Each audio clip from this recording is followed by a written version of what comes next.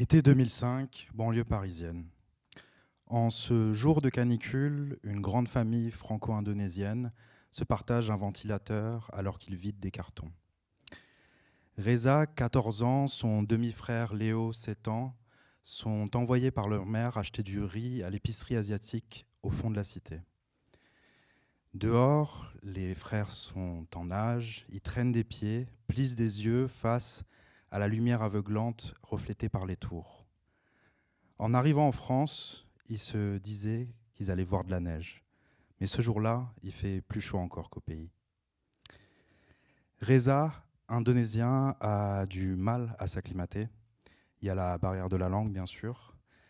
Mais il faut aussi dire qu'il n'y met pas du sien, car Reza n'a jamais voulu venir. Dans son nouveau collège en ZEP, il est le blédard, et les professeurs, qui ne sont pas là pour faire du social, perdent patience avec lui. Dehors, la police l'embête et les contrôles deviennent un peu plus musclés à chaque fois. À la maison, il ne le dit à personne et se réfugie dans le grunge et dans les mangas.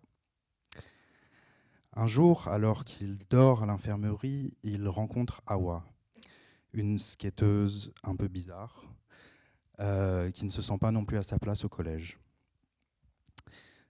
Tous les deux, ils vont lire des mangas ensemble à la Fnac, ils vont se balader dans le centre commercial et aussi à la base de loisirs. Il ne sait pas très bien ce qu'il ressent pour elle, mais il sait juste une chose, c'est qu'il ne s'est jamais senti aussi bien depuis qu'il est arrivé. Et à la maison, ça se voit, il retrouve le sourire et la parole. En plein milieu de l'automne, son petit frère Léo le réveille. La voiture des voisins est en feu. 2 gamins auraient été poursuivis par la police et sont morts dans une centrale électrique.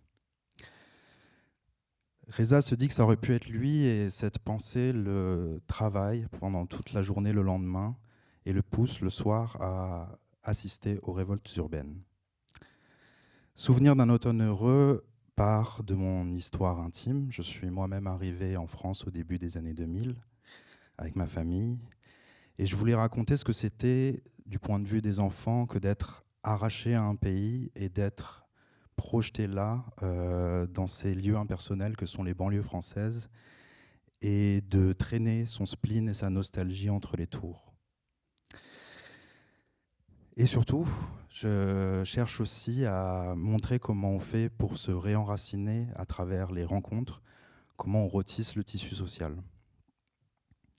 Et ça, j'aimerais le faire avec poésie, en me focalisant sur les personnages, la tendresse de leurs relations et en étant très attentif aux petites choses qui vivent dans le quotidien. Car je crois que les personnages non blancs au cinéma ont le droit à cela, et pas seulement le droit d'être des martyrs ou des sujets sociaux, mais le droit d'avoir des vies ordinaires. Merci. Olivier.